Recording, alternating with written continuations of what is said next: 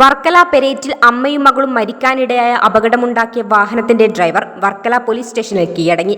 ചെറുന്നിയൂർ മുടിയക്കോട് സ്വദേശി ചരുവിള വീട്ടിൽ 36 വയസ്സുള്ള ടോണിയാണ് വർക്കല പോലീസ് സ്റ്റേഷനിൽ ഇന്നു വൈകുന്നേരം 6 മണിയോടുകൂടി കീഴടങ്ങിയത്. കല്ലമ്പലം പോലീസ് വർക്കലയിലെത്തി പ്രതിയെ കസ്റ്റഡിയിലെടുത്തു. പ്രതിയെ വൈദ്യപരിശോധനയ്ക്കു ശേഷം നാളെ കോടതിയിൽ ഹാജരാക്കുമെന്ന് കല്ലമ്പലം പോലീസ് അറിയിച്ചു. അമിത വേഗതയിൽ എത്തിയ റിക്കവറി വാഹനം സ്കൂട്ടിയെ ഇടിച്ചു തെറിപ്പിച്ച ശേഷം നിർത്തിയിട്ടിരുന്ന കാറിലും ഇടിച്ച ശേഷമാണ് ഉത്സവം കണ്ടുമടങ്ങിയ ജനക്കൂട്ടത്തിനിടയിലേക്ക് വാഹനം ഇടിച്ചുകയറി അപകടമുണ്ടായത്. അപകടത്തിൽ വർക്കല പെരേറ്റിൽ സ്വദേശികളായ 56 വയസ്സുള്ള രോഹിണിയും മകൾ 21 വയസ്സുള്ള അഖിലയുമാണ് മരണപ്പെട്ടത്. വർക്കല ആലിയിറക്കം സ്വദേശിയായ 19 വയസ്സുള്ള നാസിഫിന്റെ 3 കൈവിരലുകളും നഷ്ടപ്പെട്ടിരുന്നു. ഇക്കഴിഞ്ഞ മാർച്ച് 30 രാത്രി 10:30 മണിയോടുകൂടിയായിരുന്നു അപകടം. Beacon news Varkala.